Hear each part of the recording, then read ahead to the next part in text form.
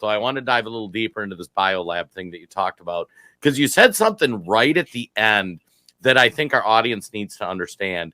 And when you were talking about the genome testing they're doing and building the genome profiles, you briefly mentioned it, but if you kind of expand on it, they can use that to target bioweapons to different people. So like there are viruses that would attack you as an Asian different than me and Hutch and different than Wayne. So kind of explain kind of how bad that could be if they get their hands on all that data.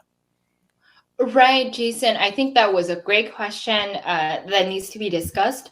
And if you look at the Chinese Communist Party, their genocide plan was determined primarily for white people first, and then the Jewish people, right? The white genocide and the Jewish genocide. This is their primary genocide plans when they're launching the biological weapon warfare.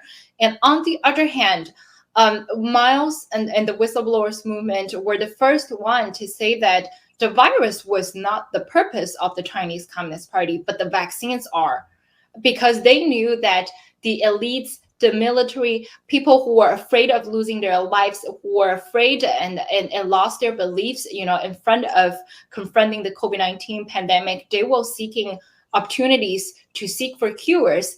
And the Chinese Communist Party released that vaccines and try to convince people to think that the vaccines are the cures. So what Miles said in the broadcast was, when all these vaccines were being implemented into the United States military, into the United States elites, they will stop pushing off the vaccines because their plan now succeeded.